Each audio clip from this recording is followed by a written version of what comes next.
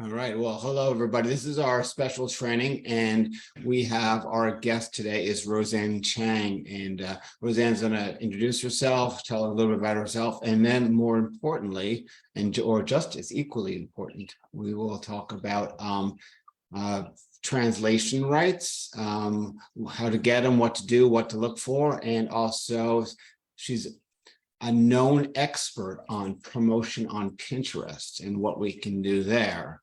So let me turn it on over to you. Okay. And then we'll have question sessions. Okay, perfect. Oh, perfect. I just need you to give me permission to share.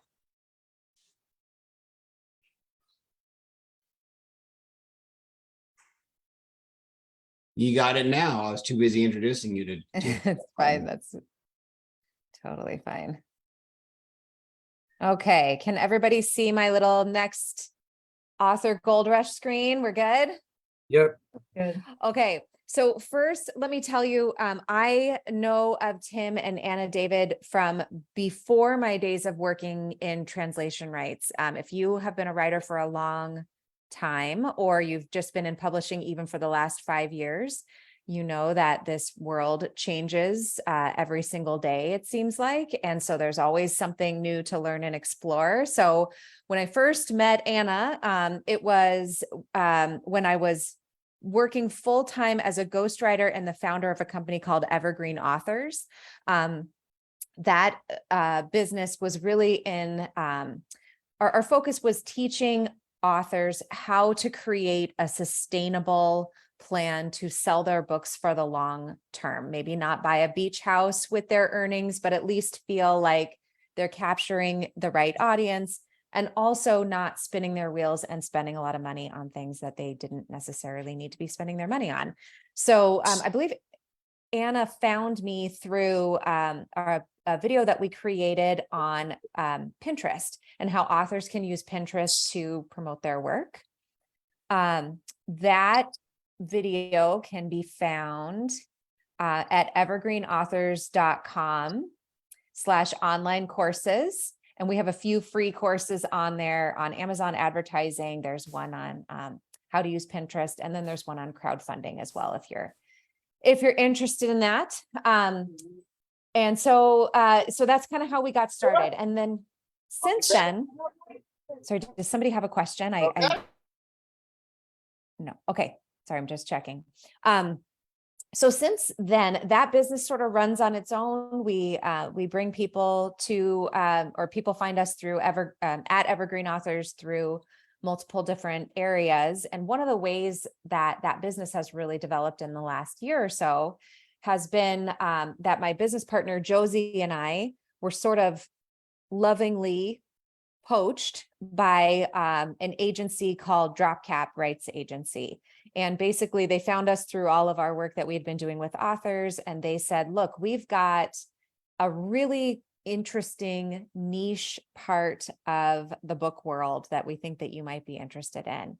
And it's about international rights. So that means selling the rights to your book to a certain editor or publisher or geography.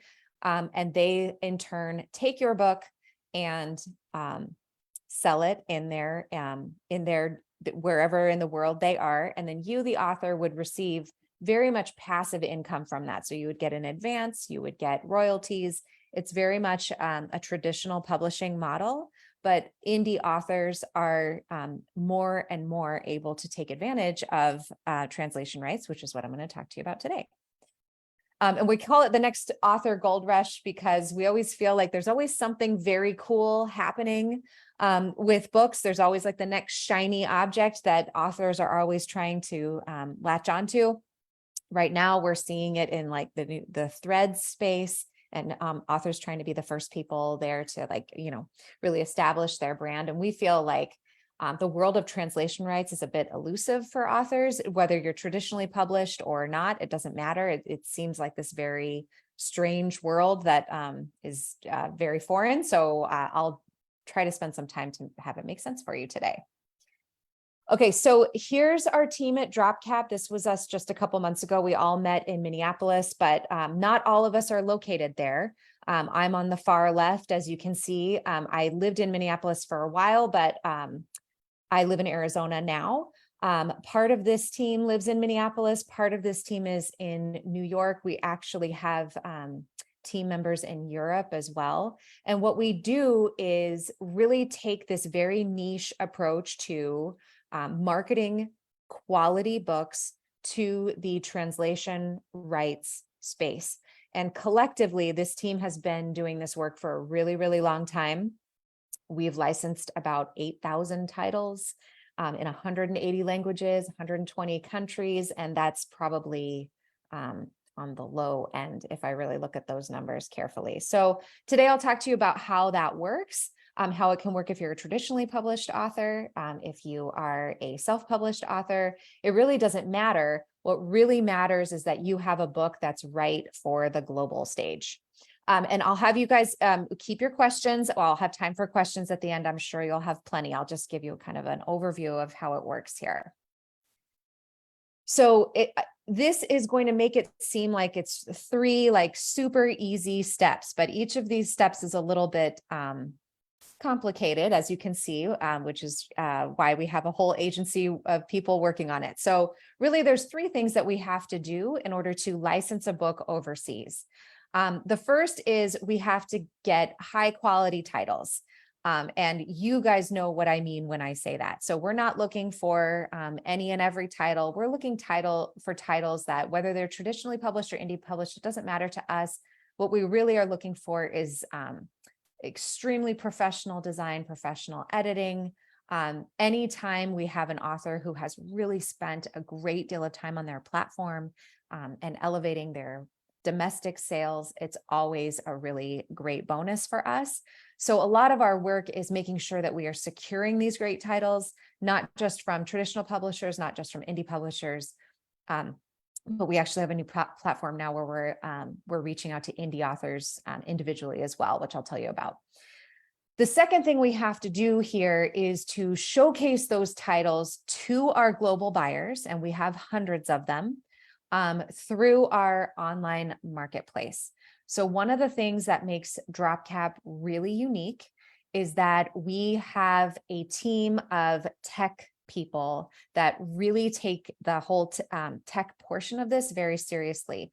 If you have been writing for a long time, you know that when you're marketing your book, it can seem like you're kind of screaming into the wind, right? Like you've got this Facebook group and you're showing them your book cover, and you're like, I don't understand. I'm doing all the things right on Facebook. But the problem is you're marketing, maybe you might be marketing your book to the wrong people, or you might just be continually marketing it to the same people over and over again.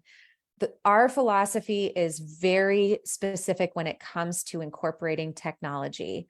And that is that the tech should work as a matchmaking system. We are matching titles with buyers. We know, for example, say we have a team of buyers in Turkey. This is off the top of my head because we were just talking with our Turkish buyers this morning. And that we know for a fact that they are looking for business books related to investing and finance. We have tech that makes it so when they have an account with us, we call our tech Sherlock because we love it so much. It's our little affectionate name for it. In their dashboard in Sherlock, they're able to say, hi, I am so-and-so, I am a Turkish buyer, and I'm looking for books in these 3 categories. Our tech makes it so they are seeing those titles that are going to be of interest to them. We're not showing them a bunch of fiction. We're not spinning anybody's wheels. And that's really what makes our marketplace and our technology really unique. And I'll show you a little bit more about that in just a second here. And then of course we have to broker the deals. So can you, is everybody on here a indie author? Or are you traditionally published, or do we have a mix here?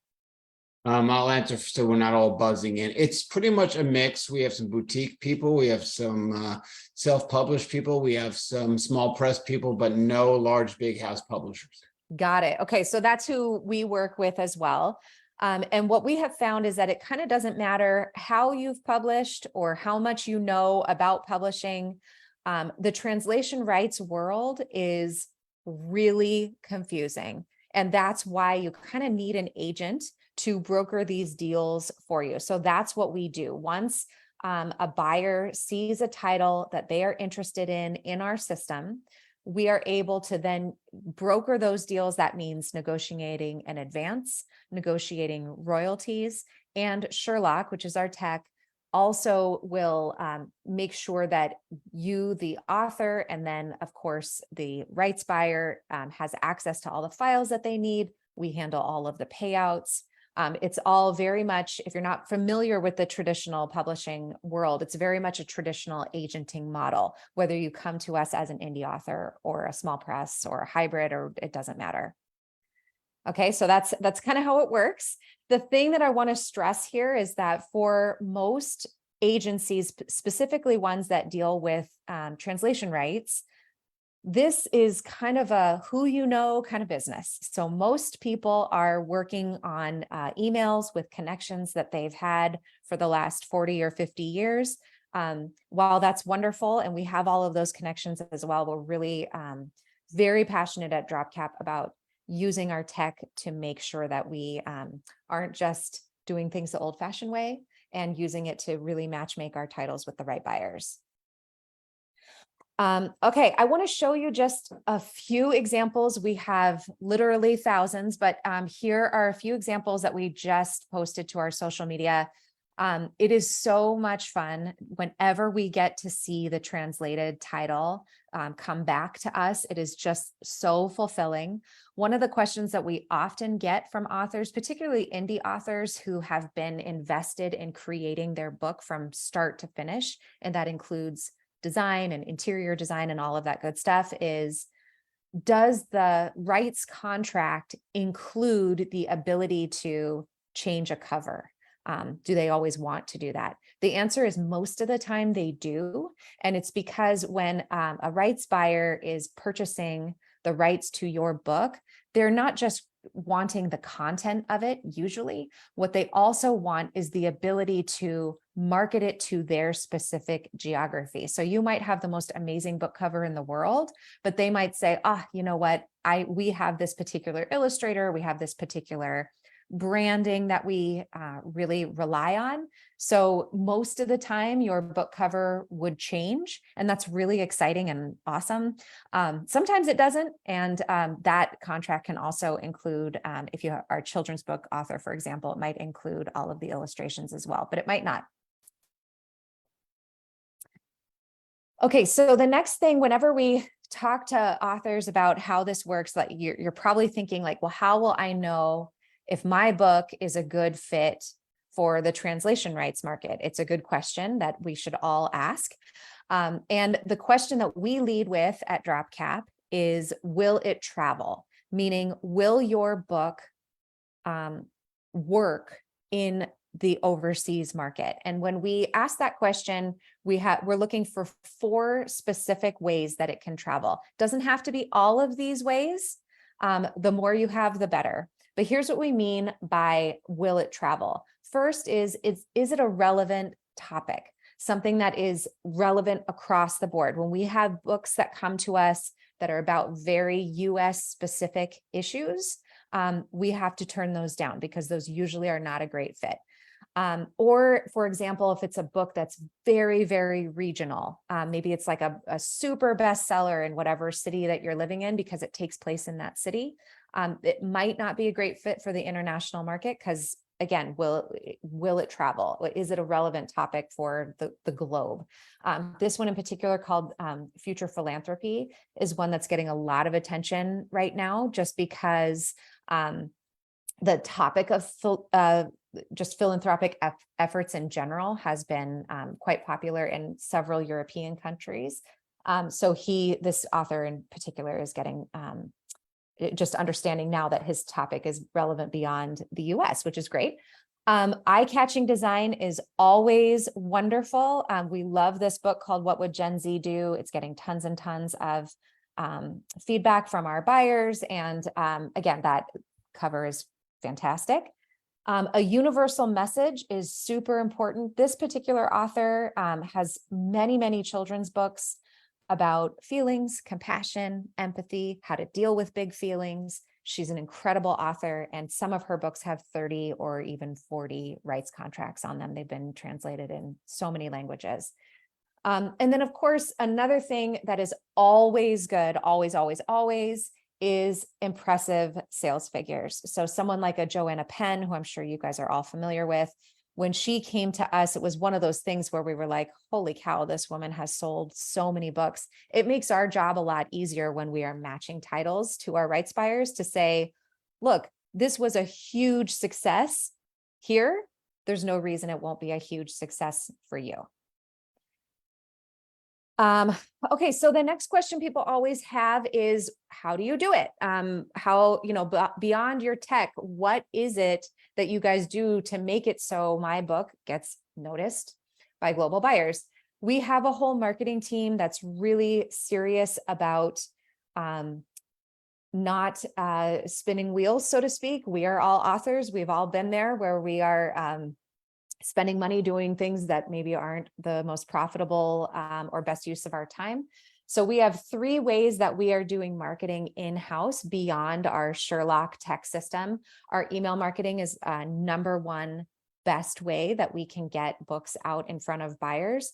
Our targeted emails are used in conjunction with Sherlock to make sure that, again, buyers are being matched with the titles that they've told us are of interest. We have a very specific and devoted team to social media, and they are running ads and making sure that certain geographies are seeing certain titles and are always led to our books. And then, of course, paid and organic advertising, which is, as you guys know, a very important part of any author's journey. Okay, and then beyond that marketing, this is where it gets really good. So we go to all of the major international book fairs every year. These are our 2 lead agents, Monica and Allison. They have been attending book fairs probably for the last almost 30 years. Frankfurt is coming up this October. I believe that one is the biggest one in the world. We always go to London every year, and then we always go to Bologna as well, which is in Italy, and that's the children's book fair. And basically what the agents do at these fairs, and you can check it out if you go to dropcap.com, you can see our big red booth. We always have a huge booth where we have computers set up, where Sherlock is running all the time, but these 2 agents use the time at those fairs for back-to-back 30-minute meetings. I actually don't know how they do it because they must be exhausted by the end of each day, but back-to-back 30-minute meetings, hand pitching titles, pulling them from shelves. If you are published through any of our smaller presses that we represent, like a Familius or Girl Friday or any of these smaller publishers that we work with, they will take shelf space and make sure that their books are being presented there as well. So if you, book fairs are a whole separate beast, and they are amazing and wonderful and so much work, but worth it. Okay. We also, because we have this very cool tech, we have exclusive online book fairs running all year long. So on the left-hand side of this screen, you can see a sample of what that online book fair looks like. So this means that even after the book fair is done in person, we can continue engaging with rights buyers and to showcase our titles to them. Okay. And then I have to tell this story about Joseph Wynn. He is our biggest success story from last year, and it's such a great story. Joseph is an indie author. And when I say indie, I mean he wrote and designed and published his book all on his own. He didn't have even any small presses backing him. And his book, he's got this really cool platform. And so he's very engaged in on Instagram. I believe he's pretty engaged on TikTok. And his book just started doing great on Amazon because he was doing all of this work. And so what ended up happening was he was getting emails from international rights buyers asking for the rights to license his book in different languages. Now, I don't know if any of you have, as writers, have ever received any of these kind of mysterious emails from rights buyers overseas. I have, as an author, and I thought it was a scam because the way that the emails come over, it sounds really scammy sometimes. And I remember with my first book, I had a Korean buyer reach out and say he wanted to license the book in Korean. I looked at it. I looked at the contract. I brought my husband in to look at it. This was way before I was in like the business of writing. I was just still in the creative space of it. And we both looked at it and we said, we have no idea what this means. Like, I just delete the email. This is not, we can't do this. Thankfully, Joseph didn't do what I did. He actually Googled and found DropCap, and sent us the contract that he'd been sent and was totally honest and said, I have no idea what to do with this. It turned out that the contract was a really great one, and we were able to bring him on board. Right now, he has 38 licenses. He might have more at this point. We have his bestseller status in India just continues to climb and climb. So far, and this is even less than a year, he's received over $100,000 in royalties. It's phenomenal. So is every indie author like this? No, of course not. But it's really the power of what translation rights can really mean, especially for an indie author. And when this happened, then we at DropCap got really excited because truthfully, if you've been in the writing world for a long time, you know that there's, the traditional way of doing things, and then there's the indie way.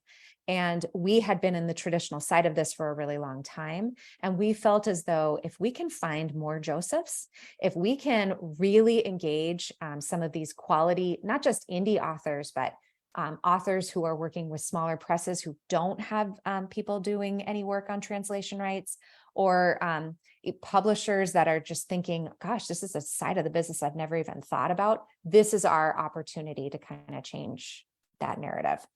So we very recently launched a program called DropCap Marketplace. This is, you guys can check it out whenever you want to. Basically, it's a place for authors to list their books and figure out if there is any interest. And if there is, if you list your book on our marketplace and we receive, a rights inquiry from a buyer, then we can pass that along to you. And then you can decide, do you want to work with us at DropCap? We certainly hope that you do, but if you don't, that's cool too. We would just let the buyer know that, hey, you have, this is the author's contact information. Please reach out if you want to do a deal. And when we created the marketplace, we tried to integrate all of that good stuff that my business partner, Josie, and I brought from Evergreen Authors into DropCap, which is a lot of this educational stuff, how to market your book, how to increase your domestic sales. So you will then be showcase or putting your book in the best possible light for rights buyers. If you want to sign up, again, check it out today. There's tons of free resources on there. There's no pressure at all, but we try to make the sign up process really easy. And you're having your book listed on our marketplace does include all sorts of information about how foreign rights work.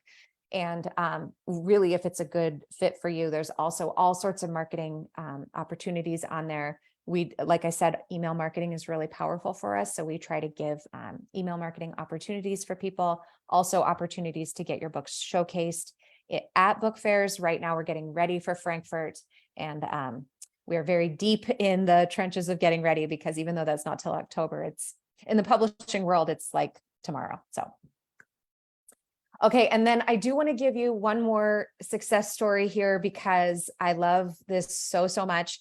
This is an author who came to us through IBPA. I don't know if any of you are connected to IBPA, but that is the Independent Publishing.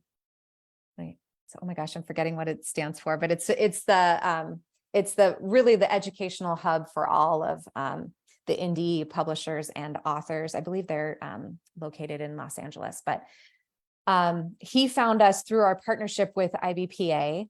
And when he showed us his book, we said, wow, this is when we're talking about will it travel? ChatGPT couldn't be a more relevant topic. And so we thought to ourselves through our, kind of scouting and all of the things that we do to try to bring books to the forefront is there a way that we could just test this book out and see what happens? When we did, it was immediate. So he got the highest advance in drop cap history. I believe it was over $7,000, which is huge for an advance, especially from a brand new indie book. So far, his book just came to us a couple months ago. So far, he's got 13 licenses.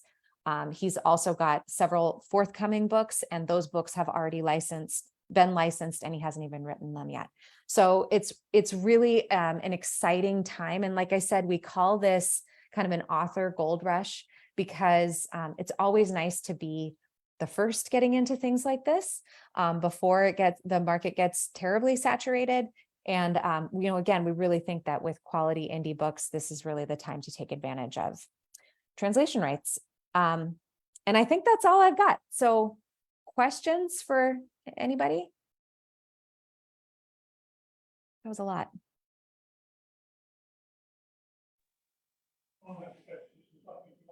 Yeah, I think we'll just people can just unmute and grab questions, but I'll open with the first question. So how did you what motivated you to get involved in this? I assume that you were the author first before you got involved with this. So tell me about how that happened for you. You mean in translation rights? Yes. Yeah. So it's sort of it's kind of a funny story. So I was working I published my first 2 books, and I had a really great experience with the indie publishers that I was working with in Minneapolis at the time. And then I met another author, Josie, who's my business partner. She and I kind of went into business together and started Evergreen Authors. And when we did that, we had this mentor who he had actually started a publishing house many years ago that had gotten sold. And he had been just someone that we leaned on for a lot of support in building the business. And he was the one who actually introduced us to the world of translation rights. He was someone that we really trusted. And when he told us about what he was working on and how DropCap was growing and continuing to build, we felt like that was a side of the business we didn't know. We were able and are able to run Evergreen Authors pretty passively. So it was just an easy transition into translation rights. And honestly, I mean, I'm telling you, it is so much fun because for me, the joy of this work, besides writing, I do like that, but I really like working with authors. I'm sorry, you muted suddenly. Sorry. I really enjoy working with authors, and it's fun for me to be part of the educational process of how this works. I really enjoy telling authors some of the best ways to save their money and their time and their energy, and leading them into marketing directions that are not going to make them never want to write another book again. That's like my most PC way of putting it. I just think, it's nice because I've written 8 books, and I've ghostwritten 20. And so I've worked with so many authors over the years. I know how disheartening this business can be. I know how challenging it can be. I know how many authors can easily part with their money and not get a lot of benefit from that. And so being able to work in this side of the business is actually really fulfilling for me too.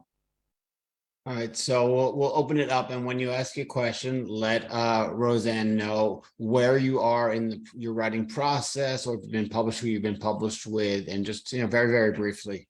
Yes, please. I have a question. Sure. I'm writing my first novel, and I'm curious as to the percentages of your business, fiction, nonfiction, children's books. Great question. We are, I would say, and I'm gonna spitball here, but I'll be close. We're probably 60-ish% nonfiction and 40-ish% fiction. with probably half of that 40% being children's books. So one of the ways and one of the reasons that we're really excited about the marketplace is because while we don't do a ton of general fiction, the general fiction that we do does really well. We just got a book called The Book of Azrael that also came in through IBPA. Within 3 days, she had an offer for the first book in her series and all the subsequent books in her series. We have a brand new CEO that just stepped in. He is passionate about bringing more fiction into DropCap.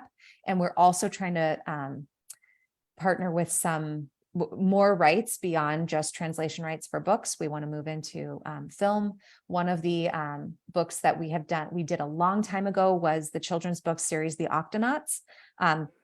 If you have children, you know the Octonauts. I am very well acquainted with the Octonauts, and they have a whole series on, I think it's Disney.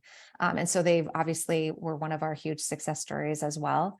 I will tell you, and this is sort of going back to all of my publishing experience over the years. Nonfiction is just easier to sell. So those of you nonfiction authors, you're lucky because it's way easier to use targeted advertising to matchmake your book which solves a problem in theory, to the person that's trying to buy it on Amazon using targeted ads or Facebook ads or however you do it. Fiction's a harder sell, but it's more fun. So there's that. Thanks. Kimberly had her hand up. Hi, I'm just in the process of looking for publishers. I live in Sweden, and I'm looking in the market in London.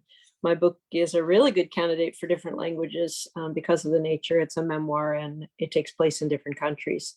I was curious, if I go through an agent or a publisher, do those people then contact you? Or is that how it goes? Pretty much, yeah. So this is very much a traditional agenting type of model. And that's really one of the best questions that we get from authors is, what can I expect here? If I am, let's say, for example, you gave us your book, you signed an agenting contract for us. Like, what happens? Like, do you just wait until, don't call us, we'll call you kind of thing? And the answer to that is yes. It really kind of is that way. But the nice thing though, is that we don't make money unless you make money. So it is very much in our best interest to get those contracts rolling. That is the nature of our world. The author does not have any contact with the publisher or the editor who has purchased the rights. So when you are signing a contract with that agency or whoever, you are presented with the contract to sign, of course, and we are acting as your agent. You would not be in contact with them. We would, if you had any negotiations in that contract, we would negotiate those on your behalf. But I will say that the more restrictions you put, the less likely it is that the agent is going to move forward with the contract. We had an author very recently who had several. He wrote a fiction book that took place in Italy. So we had several Italian buyers reach out and say, "Sure, we'd love to translate this into Italian." He was super excited about it. That was his dream. But when he realized that he was not going to be able to be part of the editorial process or the design process in Italy, and he put that as a caveat, said, "I will not sign this unless I can be part of it," they reneged on the contract. So it's just kind of the way that it goes. It's similar to any traditional agenting model. So one last question coupled to that. If I'm at the stage where I'm looking for agent or publisher, is that a time when I could submit my manuscript to you guys? That you need it in the book form? Yep. Okay. Yep. You would want to come to us with a published book. Okay. Yeah. The only times we would ever get a title before it's been published is as if that author has already established a relationship with DropCap through their publisher. Okay. Yeah, it sounds like very much like in the publishing world too. How can you make them money. So you have to have the audience, you have to have the book, you have to have everything kind of in place. But my question is, say I have a book that's already been published, which does take place in Sunny Slope, Arizona, by the way, just so do you want to hear more? So with that, does it need to be the contract I already signed with my press? Does it need to be revised so that way translation rights can revert to me? Or is that assumed that translation rights are already owned by me if it's not implied in the contract? It all depends. I think we would need to see the contract between you and your publisher, because every publisher is really different. If you are an indie author, it is more than likely that you have 100% control over the rights, and therefore your contract with DropCap would be an entirely separate thing than the one with your publisher. But if you're traditionally published, they either might already have an agency doing this on your behalf, or we might just want to talk to that publisher and create a relationship with them so we can just take on titles, and we would just work with your publisher as opposed to you, the individual author. Does that make sense? It's a little convoluted. I've also advised people in this group that if you are signing a contract, make sure that the contract is very specific between you and your publisher, paperback and electronic rights, but any derivative rights belong to me. So if you want to go to film, TV, foreign market, you already have those rights. Yep. Always read the fine print. Very important. Barbara, you had your hand up. Sorry. I just published a book last week. It just came out, and it's about grief and supporting someone who's grieving. And I'm just wondering, I mean, it's a universal thing, grief is, but there's so many different cultures that treat it in a different way. I don't know if that would be something that would be of interest to other cultures, but what do you think on that? Yeah, and that's a great question. That's precisely why we started the marketplace, to be honest, because for years, what was happening, let me back up. In order to bring a title on for full representation at DropCap, it is a ton of work on our side. There's a contract that needs to be put in place, inputting all of that metadata into our system, and then having all of that data in the system go out in the proper ways is time consuming. It's expensive for the author if they want to try it. And there's no guarantee. That's the problem. That's the problem with any of this, right? Is like, I can tell you, oh, I love this book. And books surprise me all the time that like suddenly, I thought it would be amazing and there's crickets. And then, another book that I'm like, oh, there's no way this is going to get a contract, and it gets 20. So you just really never know. So the marketplace makes it, so there's kind of a bridge between those two things. You can kind of gauge interest there. The price point is much, much lower. And then it means that we will reach out to you if there is interest, and then you'll know that it's worth it. At least going through all of that work is worth it. And we'll know it's worth it too, because we already have an interested buyer in place. The topics of grief and dealing with grief, honestly, any how-to, it tends to be something that can be universal. And we would see that as a universal type of theme. But you are 100% right in that things are going to be culturally specific. And so is it possible that, say, a Japanese buyer would want to translate your book into Japanese and remove a chapter because it's not relevant? Absolutely. And that's something that you would have to be okay with. And I'm going to be totally honest with you. I ghost wrote a book for a very big wig person at Facebook, and he was fantastic, and his book was selling like crazy. And I really wanted him to come on to DropCap because I knew I could license his book. And he said, absolutely not, because I'm so afraid that someone is going to go in and make a change to the text. That's going to make it, salacious. He didn't want to throw anybody under the bus, and I got it, and it wasn't a good fit for him. So it's really one of those things where it's like, it's measuring calculated risk and also your comfort level as an author too. Thank you. And IBPA stands for International Book Publishing Association. Thank you very much. Whew, thank you. It's always a mouthful. Thank you. And now is is it a paid service for you, for authors to be represented by you? So do we pay you, or do you get paid when deals are swung?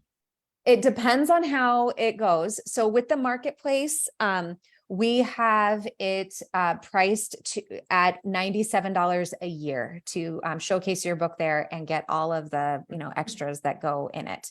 Of course, if you wanted to do more marketing stuff, have your book featured in Frankfurt and all those things, it would be more. But we try to keep that at a very low price point. If your book is scouted through the marketplace, and I'm kind of the one who does it. So when a book comes in through the marketplace and I go, oh my gosh, that's a USA Today bestseller, I want that one for representation right away. Then usually we would just move that author into representation without a fee. And then again, we are paid in a traditional publishing model off of, a percentage of royalties and advances. So it's in our best interest to negotiate the highest rate for authors at all times. If you were to come to us through your publisher, we also are able to make money through our relationships with smaller presses. And so, if we're not working with an individual author, we might have an indie publisher or a small press who, pays us a certain amount of money for the year to take on their entire list and also maybe have a shelf at the book fairs. It's very personal based on, whatever the publisher needs. Does that make sense? I wish there was like easy answers to these questions, but there's a lot of it. It depends on a lot of different factors. So Rashan has a question in the chat. Can you see it, or would you like me to read it?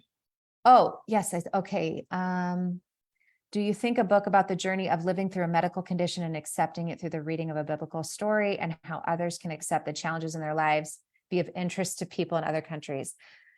Tough.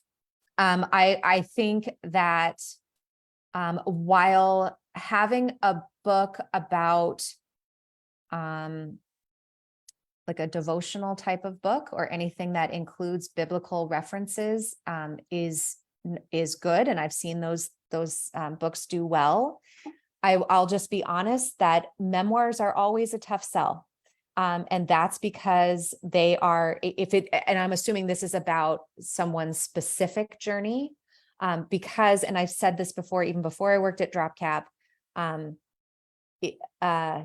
unless your last name is Kardashian, it is really difficult for people to get excited about buying your book. It's not impossible. I love memoirs, so I'm sort of like the anomaly here, but it's not impossible, but it's more challenging. If that book is more on the nonfiction side of how to use biblical stories to get through challenging times, it might be a slightly better fit. If it's exclusively memoir, it's going to be tougher. Then again, if you came to us and said, I sell 10,000 copies of this a month, that's a whole different conversation. Do memoirs in general get translated very often? I just answered that same question. I would say in my experience, not terribly often.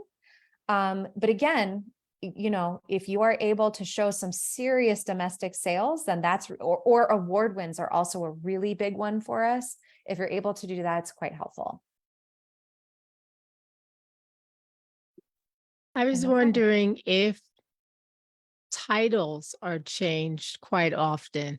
And I'm thinking about it because I never thought about it.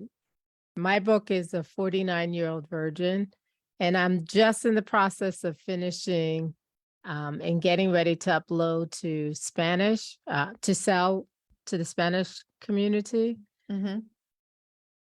But I never thought about the cultural relevance of the title. Here in America, we have the 40-year-old virgin, so that sort of sparks, but I never. So how often do you change titles? That's what I'm thinking. What a great question. And I would say I can't think of a single time that the title has been changed. The design, absolutely. But I really can't think of a single time. You want me to come up with an alternative title, Paula? Actually, I don't know if you need to. I mean, that was a pretty famous movie across the board. I don't know. Man, that would be really interesting to see. I think this is tangential, but one of the things that we learned from the last book fair that we went to from our buyers that we were meeting with was one of the things that these overseas buyers, particularly in the European and Asian markets, what they're looking for is like new takes on old stories. So like a Cinderella story retold in a different way. So as you were saying that, I was like, oh, kind of, is it retelling that movie in a different way? I don't know. But anyway, it's just, I wouldn't say I wouldn't say it's a hindrance. I would be curious, actually. Roseanne, are there specific types of fiction that do well internationally? Yeah. Gosh, I would say the stuff that we're really seeing do well right now, and they're kind of quite opposite from one another. Kind of the clean romance stories, the sweet, loving, take me away from how horrible the world is kind of story. Like Nicholas Sparks type stuff? Yeah, like that. And we have one publisher in particular we work with that's like a Christian-based publisher. So we know every title that comes to us is not going to have gratuitous anything in there. Those get licensed quite often. And then on the flip side, we're seeing a lot of like dark horror, mystery, not a ton of like really like horrific, gruesome stuff, but like thrillers, crime stories, those sorts of things. How about an anthology by my ex-girlfriends that said, "You made my life so much worse"? How would that one sell? Honestly, give me a great cover to that. And I think it could. We had a book last year go to, I believe it was London. And the title was Cinderella, You Bitch. And sorry if I'm being, but that's the title. But I wasn't at that book fair, but when everybody came back, they said the amount of people who picked up that book just to open it and see what was inside was just phenomenal. We were like, gosh, everybody should swear on their book covers, apparently. So, Dr. Paula has a swear jar, Roseanne, by the way. I got it. Okay. Sorry about that. Whoops. Exactly. You owe 50 cents. So Sorry, $1. We're reaching the 2:00 hour. Any final questions? And in the chat, I also put this was the language in my contract. It doesn't look like it covers books in translation. It covers other, like books in translation is considered to be a different format. It is. I believe it would. And just the copyright belongs to you and your name, and you retain exclusive rights. It seems no brainer. Should be fine. Cool. Any final questions? Yeah, I'm just interested, what are the types of percentages you're seeing for the author? Great question. And it really depends on the geography. So I would say like the places that, well, and this has changed in recent years, but the Asian markets were quite high for a long time, parts of them. So China, Japan, Korea, that has changed recently because of some changes that have happened over there. Some of the Southeastern Asian countries pay quite a bit less. The Western European market will pay a little bit more than the Eastern European market. And if you go to dropcap.com/IBPA, we have a list on there of like some general percentages if you want to take a look. I'll type that in the chat actually. Okay. Well, thank you so much for being here. Can people feel free to email you or contact you? And yep, you can find everything on dropcapmarketplace.com. We've really been careful to put as much information on there as possible. We have videos, educational videos. Dropcap.com has a ton of videos. Follow us on all the social media things, especially LinkedIn. We're trying to get really active on there as well. So, that's probably the best place to just continue to learn. And I'm happy to come back too. If you want me to come back another time, I can. That'd be great. We didn't even talk about Pinterest. Yes, totally. We can talk more about Pinterest too. So yeah, well, let's schedule something. If you would like to, we'd love to have you back. Sure. Yep. Anytime. I'll see you guys later then. Thank you so much. Oh, you're very Roseanne. welcome. Anytime.